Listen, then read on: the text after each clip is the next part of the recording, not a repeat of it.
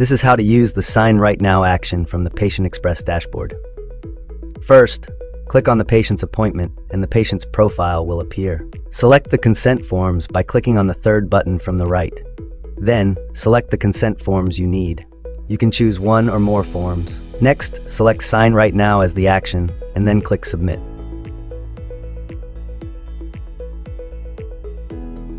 Next, fill out the form on behalf of the patient. Once completed, submit the form, and a notification will appear when it is done.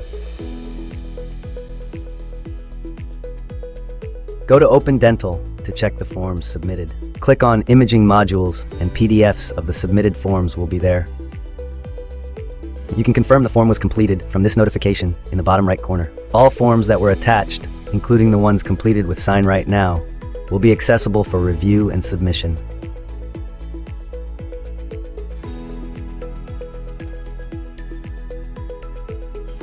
This is also noted in the communications log.